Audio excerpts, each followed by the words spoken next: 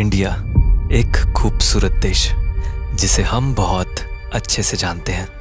क्या सच में?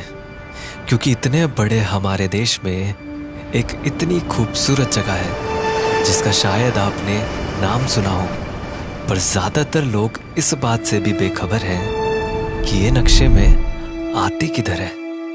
खैर, ये आपकी गलती नहीं है, क्योंकि इंडिया के मैप में अगर आप बस एक डॉट भी लगाएंगे तो वो डॉट भी इस जगह से 100 गुना बड़ा होगा। जी हाँ, इतनी छोटी है ये जगह, वो भी मीलों दूर फैली अरेबियन सी के बीचों बीच, और समंदर भी ऐसा नीला जिसे खुद देखकर भी यकीन ना हो। इंडिया के सबसे खूबसूरत आइलैंड से मिलकर बनी ये जगह है लक्षद्वीप।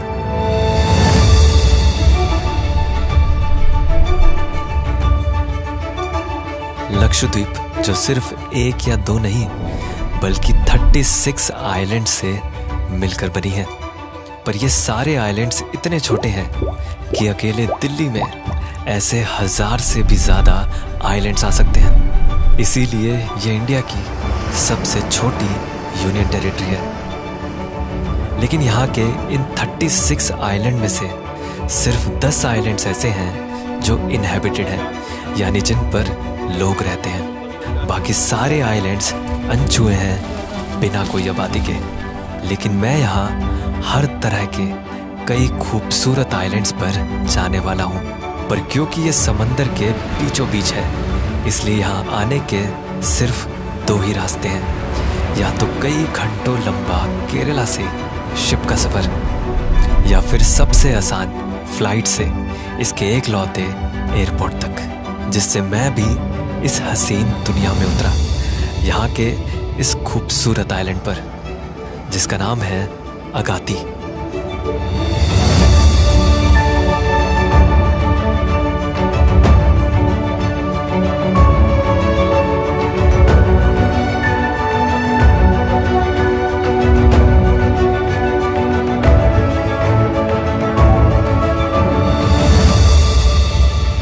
तो अभी मैं हूँ अरेबियन सी के एकदम बीचों बीच बने इस खूबसूरत आइलैंड में। मेरे पीछे पानी देखो यार ज़रा। तो जैसे ही मैं लक्षद्वीप में आया और जैसे ही मैंने सी को देखा, ब्लू सी को, मेरा दिमाग एकदम ऐसा हो गया कि ओ माय गॉड, ऐसा कुछ भी हो सकता है क्या? क्योंकि मैंने कभी भी ऐसा सी नहीं देखा, इतना ब्लू सी कभी भी नहीं देखा है। और मतलब इस तरह का खूबसूरत पानी मतलब अपने देश में, अपने इंडिया में है यार। बल्कि मैं बिना किसी डाउट के कह सकता हूँ कि ये इंडिया की सबसे क्लीनेस्ट सी है। आप जो पीछे मेरे बोट्स खड़े हुए देख रहे हैं, तो यहाँ पर इतना ज़्यादा साफ़ पानी है कि उन बोट की शैडो आप सी बेड पर देख सकते हैं। मतलब उनकी परछाई दिख रही है तल पर। अभी जो मेरे पीछे दिख रहा है वो तो शैलो वाटर है, थोड़ा लाइट ब्लू कलर है। पर जब आप आगे पीछे सी में जाते हैं, डीप सी में, तो पानी इतना ज़्यादा डार्क ब्लू हो जाता है कि उसके कलर को देख के ऐसा लगता है जैसे इसमें ब्लू कलर को मिक्स करा हुआ है। इस वजह से इसका इस तरह का कलर लग रहा है। अनबिलीवेबल ब्लू है। इतना ज़्यादा तो ब्लू वाटर मैंने कभी देखा ही नहीं है यार। यहाँ आइलैंड पर घूमने का सबसे सही तरीका है स्कूटी, जो यहाँ के इन कोकोनट ट्रीज से घिरे रास्तों का एक अलग ही एहसास कराती है। और ये नीला समंदर आपका कभी साथ नहीं छोड़ेगा। क्योंकि ये आइलैंड बहुत छोटा है, तो कुछ देर में ही मैं एक ऐसे रोड पर पहुंचा। तो अभी मैं अगाती आइलैंड की एक ऐसी रोड पे आ गया हूँ जो बहुत ही ज़्यादा नैरो है, जिसके दोनों तरफ सी है।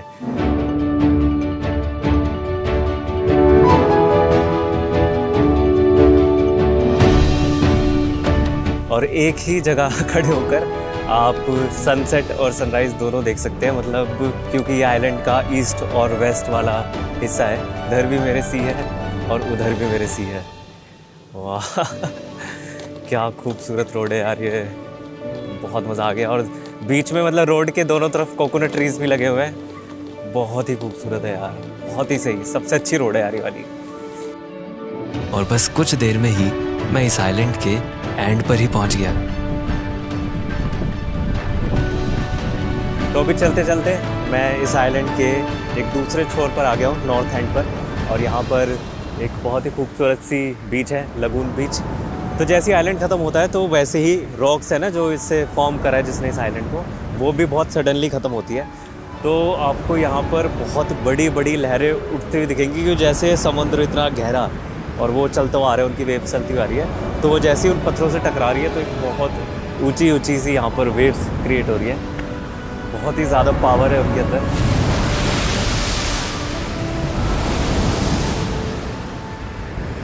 तो लक्षद्वीप का ये जो पूरा लैंडस्केप है, जो पूरा आइलैंड है, ये बना है कोरल से। तो कोरल क्या होता है, खैर मुझे भी आने से पहले नहीं पता था कि कोरल क्या है, रीफ क्या है, या फिर लगून किसे कहते हैं। तो ऐसे ही मैं भी पूरा ओशन गंवार था, पर मैं आपको अच्छे से समझा के, दिखा के और महसूस करा के जाऊँगा कि ये सब क्या होता है। असल में कोरल्स सी के अंदर रहने वाले लिविंग ऑर्गेनिज्म होते हैं जो कुछ ऐसे दिखते हैं, अलग अलग शेप और कलर के। पर ये सभी कोरल्स हैं जिनके अंदर कई मछलियां भी रहती हैं, मान लो जैसे समंदर के अंदर की कॉलोनीज। पर जब ये कोरल्स बढ़कर बहुत बड़े ग्रुप में फैल जाते हैं तो उन्हें कोरल रीफ कहा जाता है। इन रीफ्स में कुछ कोरल्स जिंदा और कुछ उनके हार्ड डेड स्केलेटन से बने होते हैं। लेकिन जब ये रीफ इतनी बड़ी हो जाती है कि समंदर के पानी को ही बांट दे एक शैलो या कम गहरे पानी में, तो उस शैलो पानी को लगून कहते हैं, जो अक्सर टर्कोइस कलर का दिखता है। इसीलिए इन बीचेस को लगून बीच भी कहा जाता है। ऐसे ही लगून आपको इस अगाती आइलैंड के चारों ओर दिखेंगे, जिनको ये रिंग जैसे दिखने वाली कोरल रीफ ने बनाया है। और ऐसे रिंग से घिरे आइलैंड्स कोरल अटोल कहे जाते हैं, जो कि इंडिया में सिर्फ लक्षद्वीप में है, जो यहाँ के बहुत ही अनोखे और रिच इकोसिस्टम का सबूत है। तो फिर चलो क्यों ना इस नीले समंदर के अंदर की ये दुनिया देखी जाए। अब क्योंकि यहाँ का पानी बहुत साफ है तो अंदर देखने के लिए बस आपको ऊपर से झांकने की जरूरत है, और वो कैसे होगा? इस ग्लास बोट से। तो लक्षद्वीप के जो सी के नीचे जो भी कोरल लाइफ है वो भी सिर्फ बोट पे बैठे बैठे दिख सकती है। पूरी बोट के नीचे बेस पे एक बहुत बड़ा ग्लास बना हुआ है, और उसकी वजह से भी नीचे की पूरी जो भी पानी के नीचे कोरल लाइफ है वो सारी क्लियरली विजिबल है। कुछ इतना करीब से ये रंग बिरंगे जिंदगी से भरे कोरल्स नजर आते हैं, और इनके बीच तैरती ये बेफिक्र मछलियां भी। पर मुझे कोरल्स के दिखने की तो उम्मीद थी, लेकिन जिसकी बिल्कुल भी नहीं थी वो था ये टर्टल। पर फिर मैंने देखा उसे इतना करीब से।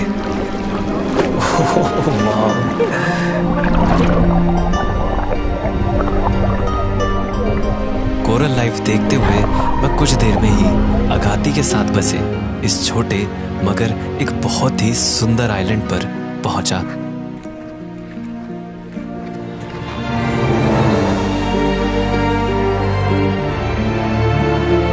ये है कल्पिती आइलैंड, जो एक हर्ट जैसी शेप का एक छोटा सा आइलैंड है। ये 1 किलोमीटर से भी छोटा है और अनइनहेबिटेड है, मतलब यहाँ पर कोई भी नहीं रहता। फिर भी मैं जंगलों से होते हुए इसकी बीच के पास जाने लगा, क्योंकि अब होने वाला था सनसेट, जो यहाँ से बड़ा खूबसूरत दिखता है।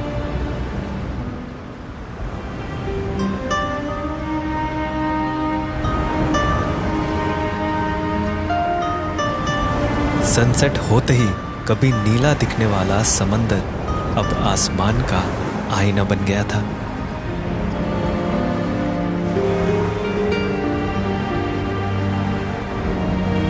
इस छोटे आइलैंड के बाद अब मुझे जाना था यहाँ के सबसे बड़े आइलैंड में से एक पर वहाँ जाने के लिए रास्ता सिर्फ समंदर का ही है। वैसे तो वहाँ तक फेरी भी जाती है, लेकिन मेरे लिए यह अच्छा बहाना था अपनी लाइफ का सबसे पहला शिप का सफर करने का।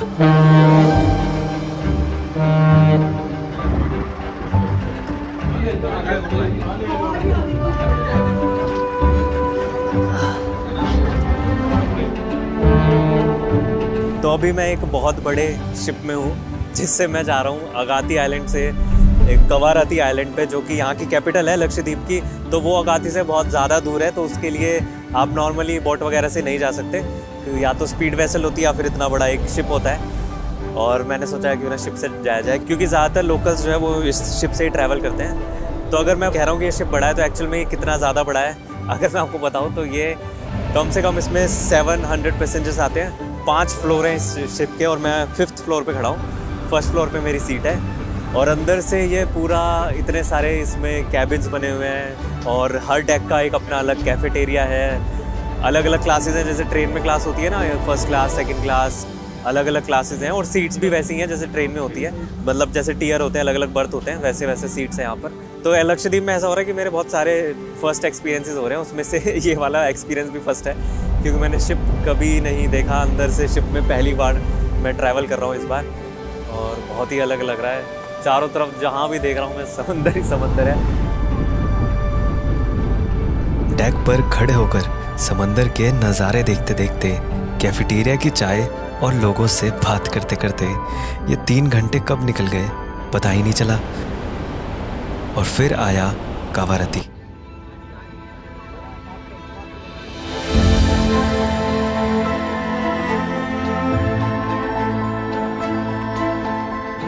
कवारती लक्षद्वीप का दिल कहा जाने वाला कोकोनट ट्रीज से भरा और सुंदर लगोन से घिरा एक बहुत ही खूबसूरत आइलैंड है।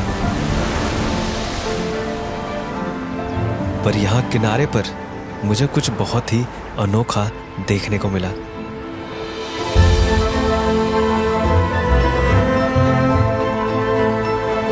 एक इतना बड़ा शिपरैक,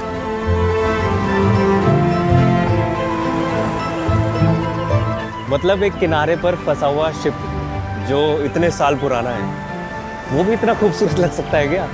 मतलब जब चारों तरफ की सीनरी के साथ, इस खूबसूरत नज़ारे के साथ इसे देख रहे हैं तो ऐसा लग रहा है जैसे कोई मूवी के सेट पर खड़े हैं। इतना खूबसूरत नज़ारा बना रहा है। 2010 में एक कोरल रीफ से टकराकर ये हजारों टन का शिप यहाँ फंस गया था। और जब इतना बड़ा शिप ऐसे फंस जाता है फिर उसे निकालना इम्पॉसिबल होता है और फिर वो ऐसे शिपरैक में बदल जाता है।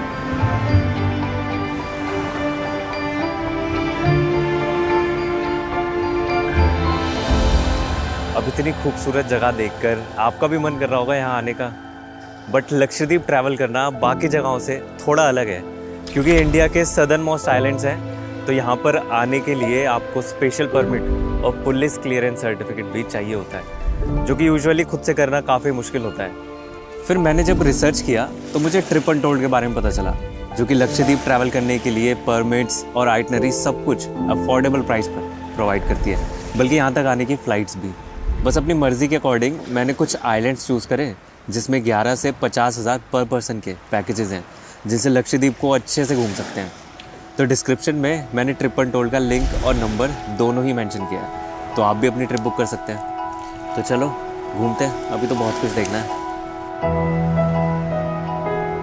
कवारती लक्षद्वीप की सबसे पुरानी बसी हुई सेटलमेंट में से है, इसलिए यहाँ कुछ ट्रेडिशनल घर भी हैं, जिनमें से मुझे एक ऐसा घर दिखा जो एक बहुत ही खास चीज से बना है।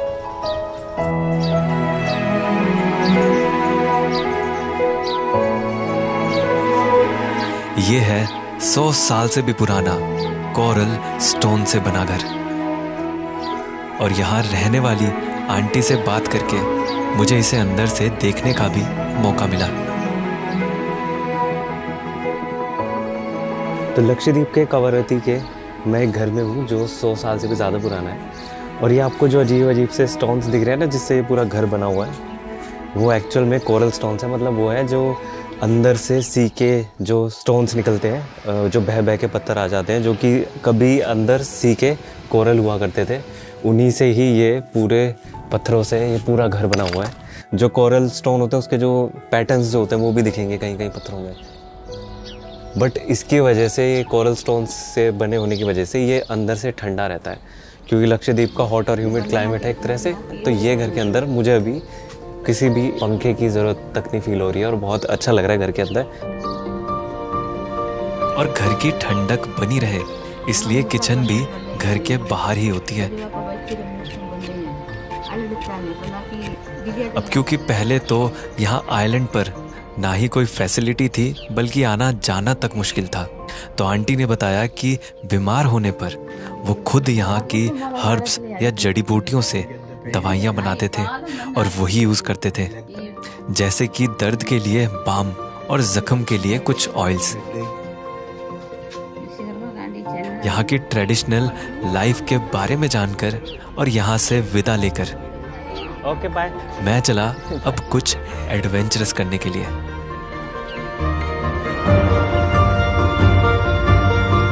ये है कावारत्ती की खूबसूरत सैंडी बीच, पर अभी मैं यहाँ बीच पर घूमने नहीं बल्कि इस पानी के अंदर जाने के लिए आया हूँ। जी हाँ, स्कूबा डाइविंग के लिए। पहली बार स्कूबा डाइव करूँगा तो मुझे पता नहीं वो कैसा होगा कैसा नहीं होगा, बट एक बार ट्राई करते हैं। बाकी मेरे को स्विमिंग तो आती नहीं और स्कूबा डाइविंग में तो वैसे भी डूबना ही है, तो करते हैं ट्राई, देखते हैं, डूब तो सकता ही हूँ शायद मैं। हाँ, मुझे स्विमिंग नहीं आती पर मैं 12 मीटर यानी ऑलमोस्ट 3 फ्लोर की गहराई में समंदर के अंदर जाने वाला हूँ।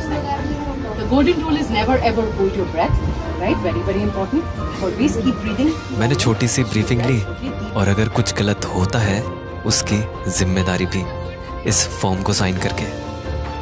अब वैसे तो मैंने 10 से 15 मिनट प्रैक्टिस करी थी डाइव से पहले, पर जैसे ही उस गहरे पानी में जाने का टाइम आया तो मुझे प्रैक्टिस में तो पैरों के नीचे जमीन फील हो रही थी, पर यहाँ नहीं। और डर से मेरी सांसें तेज होने लगी। अब क्योंकि स्कूबा के मास्क की वजह से नोज ब्लॉक होती है और सिर्फ मुंह पर लगे रेगुलेटर से सांस ले सकते हैं, जो सब कुछ और मुश्किल कर रहा था। पर इंस्ट्रक्टर ने मुझे काम होने को कहा, डीप ब्रीथिंग, जो कि मुश्किल था, पर अभी मुझे डर पर नहीं बस अपनी सांसों पर काबू करना था।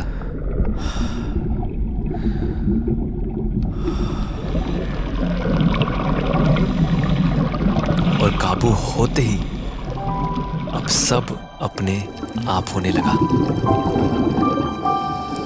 कुछ देर में ही मैं जैसे एक अलग ही दुनिया में आ गया था।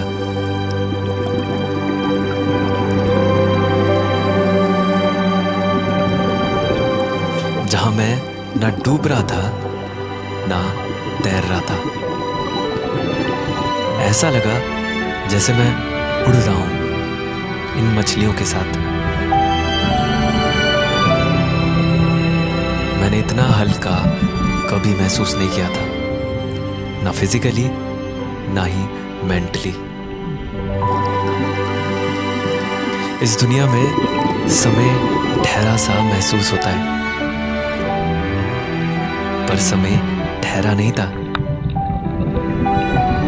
बल्कि पानी के अंदर के ये 20 मिनट खत्म हो गए थे और मेरा डर भी। मैंने बाहर आते ही कहा, ये सबको करना चाहिए। मेरा स्कूबा का एक्सपीरियंस कुछ ऐसा रहा कि मैं अगले ही दिन एक बार फिर से स्कूबा करने आ गया, और वो भी उतनी ही एक्साइटमेंट के साथ। अब समंदर की इस दुनिया से मैं अच्छे से रूबरू हो चुका था, पर अभी मुझे लक्षद्वीप के सबसे खूबसूरत आइलैंड पर जाना था। ऐसा भी कह सकते हैं कि लक्षद्वीप का सबसे लग्जूरियस आइलैंड। और ऐसा क्यों, वो आपको जल्दी पता चलेगा। फिर इस स्पीड बोट से मैं निकल गया उस आइलैंड के लिए, जो कि अगाती से बस 30 मिनट दूर है। और आइलैंड पर पहुंचते ही कुछ ऐसा वेलकम हुआ। तो स्वागत है आपका इस खूबसूरत आइलैंड में, जिसका नाम है बंगारम।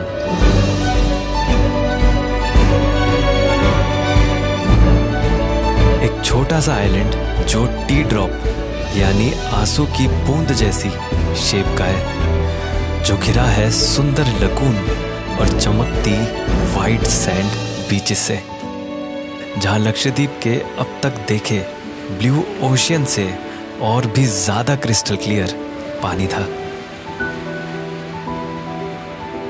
मतलब इन बीचेस पे एकदम से वॉक करते करते आपको रियलिटी से हिट होती है कि यार सच में क्या इतनी खूबसूरत जगह में मैं चल रहा हो गया एक्चुअल में।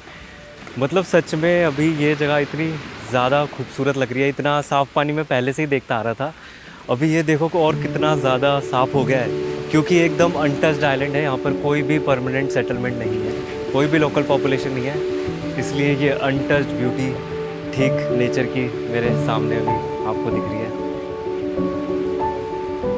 यहाँ पर बीच कुछ ऐसी भी है जो इतना पतली है कि दोनों तरफ से समंदर से घिरी है, जो बहुत ही रेयर होती हैं। और हर सुबह हाई टाइड होने पर यह पूरी की पूरी बीच पानी में चली जाती है, जिसका सबूत इस पर बने ये लहरों के निशान दे रहे हैं। पर यहाँ एक ऐसी बीच भी है जिससे छोटी बीच आपने कभी देखी ही नहीं होगी।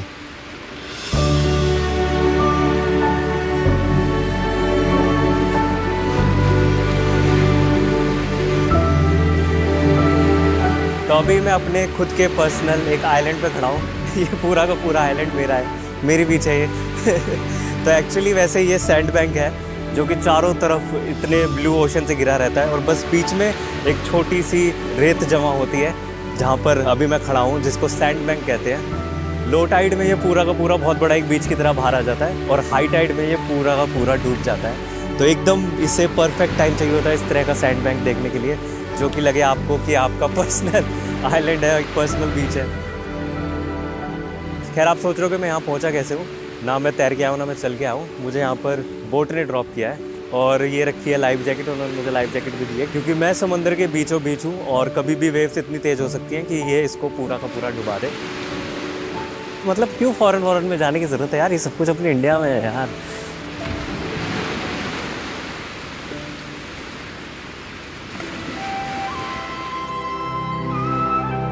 बंगारम लक्षद्वीप का सबसे लग्जूरियस आइलैंड क्यों है, अब मैं आपको वो भी दिखाता हूँ।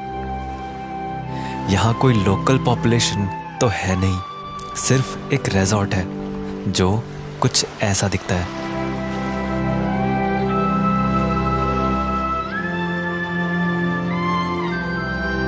इस वाइट बीच पर बने ये टेंट्स इसी का ही हिस्सा लगते हैं, जिन्हें कहते हैं कुकून। इन टेंट्स को एक बटरफ्लाई के कुकून की तरह बनाया गया है, जो अंदर से भी उतने ही खूबसूरत है।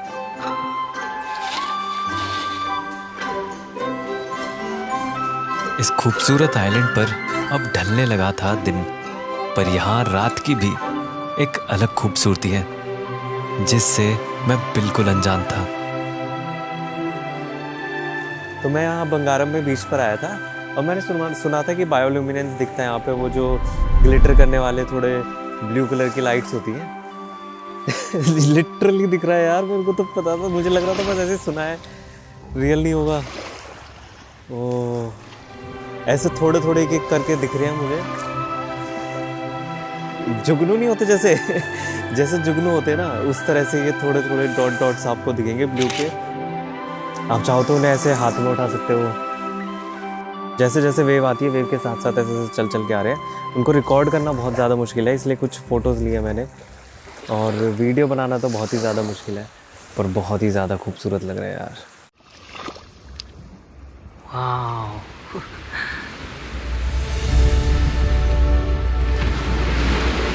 अगली सुबह मैं बंगारम के पास बसे एक ऐसे आइलैंड पर गया जिस पर कोई नहीं रहता सिवाय एक फैमिली के। इस आइलैंड का नाम है पराली। पर मुझे ये जानना था कि ये फैमिली यहाँ इतने रिमोट आइलैंड पर अकेली रहती कैसे है। यही जानने की कोशिश मैंने यहाँ रहने वाले लोगों से करी, तो पता चला कि ये लोग यहाँ मछली पकड़ने के लिए रहते हैं। और ये हट जैसे दिखने वाले लकड़ी और बैम्बू से बने इन घरों में रहते हैं। पर यहाँ की किचन वो बहुत अच्छी है।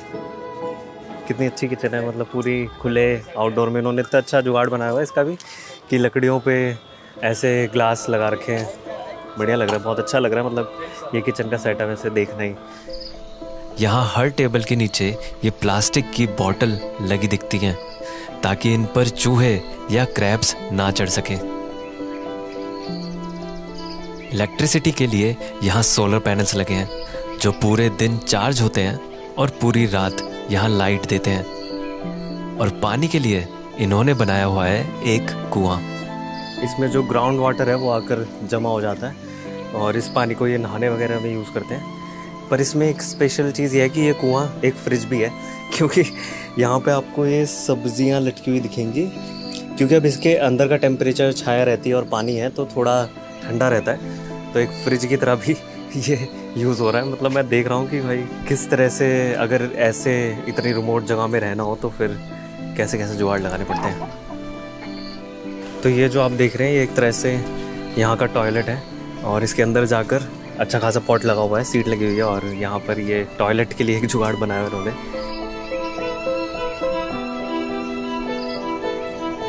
पर इस रिमोट आइलैंड पर रहने में अकेला तो लगता होगा, वही मैंने इन लोगों से पूछा। ऐसा अकेला फील नहीं होता आपको कि ऐसे अकेले रह रहे हैं? कभी लगता है। तो पता चला अकेलापन दूर करने के लिए यहाँ ये रेडियो है, जहाँ मुझे बाकी इंडिया में हर जगह चाय पीने को मिलती थी, यहाँ मुझे पीने को मिला ये कोकोनट। इसको ऐसे पीना डायरेक्ट। तो यहाँ के यहीं के पेड़ का नेचुरल कोकोनट वाटर ट्राई करते हैं। बढ़िया यार, कोकोनट ट्री के नीचे कोकोनट पीने का एक अलग ही मज़ा है। बाय। लक्षद्वीप में मैंने हर दिन कुछ अलग देखा, सीखा और महसूस किया। चाहे पहली बार ये इतना नीला समंदर देखा हो या फिर इसको पार करने के लिए ये इतना बड़ा शिप किया हो, इस समंदर की गहराइयों को जाना हो या फिर इससे घिरी यहाँ रहने वालों की जिंदगी को। इस सफ़र में इतना सब देखकर मुझे ऐसा लगा जैसे एक ही जिंदगी में मैंने कई जिंदगियाँ जी ली हों। क्या खूबसूरत रोड है यार ये। काश रोज़ की ज़िंदगी में भी हम कुछ ऐसे ही नई जिंदगियाँ जी पाते। पर शायद रोज़ नई जिंदगियाँ जीने के लिए हमें नई नई जगहों की ज़रूरत है, या फिर रोज़ उसी ज़िंदगी को जीने के नए नए तरीकों की।